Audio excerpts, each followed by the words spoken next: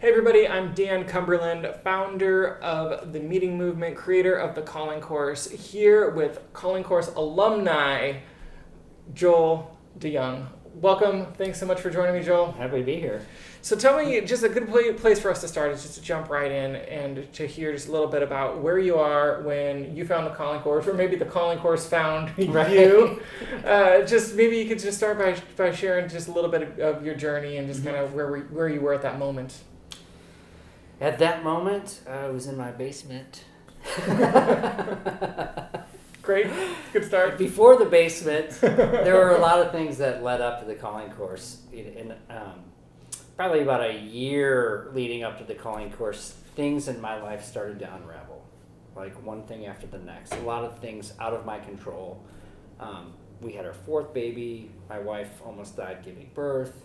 I had a baby in NICU. We had a community service project that was getting a lot of press, and there was a narrative going through the public that created this conflict between the neighbors. So we were getting kind of dragged through the mud publicly. I got mono. Oh man. So I was literally in the basement for 30 days and I couldn't work, I couldn't do anything. And then I got fired from my job. Wow. So I have a whole family to take care of, and the bottom dropped out. So wow. Mm-hmm. When I talk about calling, I talk about the inciting incidents that kind of push us into these moments where we're trying to figure out our next step, and it sounds like you just have a litany of moments for you. Yeah, so it was really trying to hold the pieces together, and then I really felt like everything just like the bottom dropped out, and I didn't hit rock bottom. I would have been stoked if I hit rocks, and then I was like, ooh, I've got some rocks to move around here, get in the right place. We got something to work with. I really didn't have anything to work with, so I was really needing something to guide me kind of through that threshold. Awesome. Yeah. And so then what spoke to you about the Calling Course, and what made you decide to jump on in with us? Well, it was the timing. It was I didn't have anything going on. I mean, unless you have a wisdom elder in your life, or the 95-year-old sage in your closet who comes out and speaks to you these times, which I didn't have. Yeah. You have the Calling Course. I'm the next best thing. Dan Cumberland that comes to you via your laptop. There you right? Go. I love that. So I was encouraged by Mary, my wife, to take your course, and I looked at it, and it spoke to me right away. Yeah. It was yep, I need this. I need to figure out what my calling is, deeper than all these little things that I've been working on. Yeah. Because there was a lot of I would say conceited ambition up to that point that was just driving everything I was doing, and achievement orientation, and just it was more of ascent. Yeah. Right? It was how do I ascend? And that's what our culture tells us to do, right? So apparently our culture can't be trusted because we need to go through the descent, to really find our true calling. So, And so just to talk details, what were you doing, before the course? What was your job? Oh, I was a manufacturer of a bike company. Yeah. Yeah. Cool. Yeah. That's great. And it was like a startup.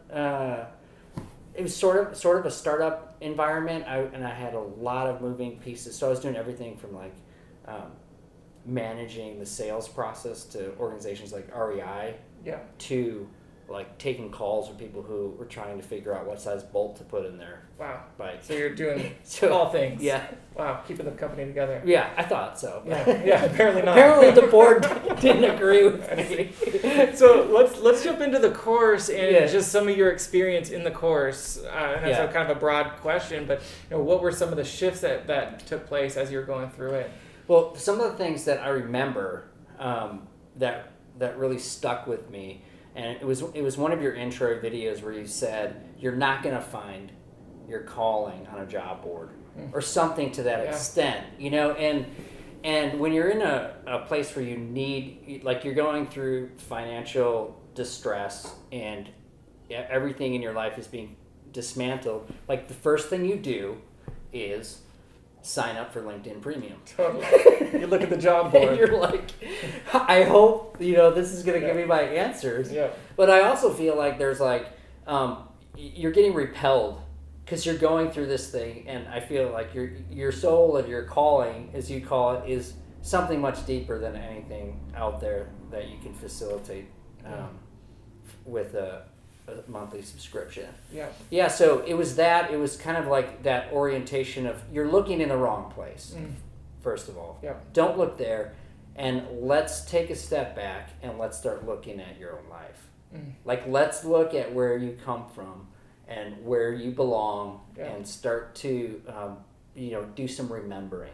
And that, for me, kind of settled that part of me that was just like, still revved up. And then I was able to sort of revisit some of these stories. And then you did a great job of, like, really encouraging imagination along with that remembering. So let's imagine this, like, story together and write it. So then you start imagining your future, and that really brings you into different cognitive space. That really helped me sort of start to take the next steps and get me oriented kind of in the right direction. I love that. I love that. It's so fun to hear you reflect back to me some of my material. I'm like, yeah, I do say that. I'm curious if there's any major voices or shifts in your thinking, like, that were really clear, that, like, you were thinking this way beforehand, and then after the course or through the course, it shifted to this other way. Well, I think, over the course of the last couple of years, my worldview has shifted a lot. So I think the calling course, it was, a couple of months, I think. Is that how long it was? It's self-guided. So for me, it might have been a couple of months. It could be a couple of months. It's not. Right. It's usually not less than 60 to 90 days. That'd be the fastest you would get through it. So. Okay. Well, I feel like it was kind of the front door. Yeah. For me, in the process of dismantling and recreating a worldview that is more aligned with and resonates with me as a person. Yeah. And like I said, it oriented me in that kind of new mind space. And then I started to take action and step into that. And then slowly the path starts to reveal itself. Yeah. It's because it's not like an instant switch. No, you want that so bad. Yeah. It's like, just somebody take this burden off my Yeah, back. yeah. But I hear you saying you opened a door and you began to take those steps, and things kind of, it kind of unfolded for you as you moved through. Yeah. Yeah, which is great. Mm-hmm. Where are you now? What did, so we have, you were in your basement before, the calling course opened some doors, and then what's happened in the time since? And it was, a couple of years ago when you first went through. Right. So there's been a little bit of time between. Where has it taken you? In a lot of interesting places. And the one thing that I started, I wasn't getting a job. So it was like, what am I going to do? Like, I'm like overqualified for a lot of these things that I'm applying for. But again, like I was saying, there was sort of this repelling. Yeah. That was energy that was, like, keeping me from, like, landing anything consistent. So I had to, and I had been like an entrepreneur ever since I was in high school. So at that point in my life, I'm like, this path didn't really work for me. I want something stable, and I want something to kind of work out for me in that way. And it wasn't until I wasn't getting the job, so I had to actually go back into creating another company, which I did not want to do. I was like, that doesn't work. I don't want to go back there. Yeah. So then I created just sort of a consultancy called Lyman, which really means threshold. And it's essentially helping companies with whatever threshold they're standing in. So at any point in time, we're standing at a threshold, and there's an obstacle to overcome. So what's the gift that we have that can actually bring us, forward through that next phase? Yeah. So really, it was just like a personal expression of me, but having to put that out into the world as like, here's what I have to offer. And I started to pick up some jobs here and there. Yeah. So, and that's and it's interesting too, because I feel like through this process too, I had done some, like, personal development journey stuff before this all happened, and then through the calling course, and then coming out of the calling course, I was really interested in how to go beyond my own person and how to make systems change. So I really started to investigate like living systems and how that applies to business, because I didn't want to just recreate from the same framework. Yeah. I wanted to start from a more whole framework. Yeah. And living systems was kind of the natural framework. Like plants and ecology and those kind of things. So how does organism actually work as like a metaphor for a business instead of a machine? That's fascinating. Yeah, and so then Lyman kind of took me, and I'm getting jobs, and now I got introduced through that investigating to another startup called Evolution at Work, which really focuses on building capacities for individuals within self-organizing entities. Cool. Yeah, so now I'm part of a small team. We're a global team, so I'm the only one in the U.S. There's one in Australia, Netherlands, Croatia, Austria, and we meet once a week online, and we're putting together a certification program for people or organizations that are moving into or within self-organization. I love it. Yeah. I love it. There's a few things that stand out to me. One is like the kind of redemption of the entrepreneurial part of yourself. Yeah, right. That like had gone through this big kind of crash in some ways. Yeah. And then, through, what the work that you began with the calling course you found like that is a part of yourself that you do want to bring into the world. And by stepping into that, it opened other doors. And we talk about that once you begin taking action, that's when things start to unfold for you. That you have to like have that first step of faith to begin moving forward. And I think that your story just kind of illustrates that really beautifully. That's so true to my experience. Yeah, I love it. It's like you have to take that step, even though you don't want to. Yeah, that's great. Everything about your being is like, don't go there. Yeah. It's going to hurt. Yeah. Or you're going to get hurt again, right? Yeah, totally. Well, for anyone watching who's, curious about the course or kind of on the fence about it, I'm curious if you have any words of wisdom or things that you'd have to say to people who are watching this, trying to learn everything they can from you. Yeah, I would say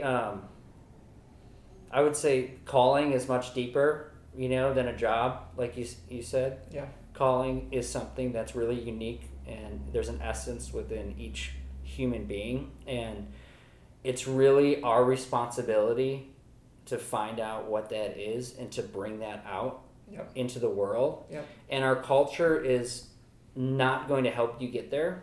Yeah. Our culture creates a framework for you to avoid that at all costs. So if you do find yourself lucky enough to be lost without a way out, or you're really seeking purpose and meaning, I think the calling course is a great way to reorient you in that part of your life. And for the cost and for the time commitment, it makes a whole lot of sense. Like, I would also recommend not signing up for a graduate program until you've done this, because this is going to help you figure out kind of what you're supposed to be doing. There is something you are supposed to be doing, and this course will help you attune to that. I love that.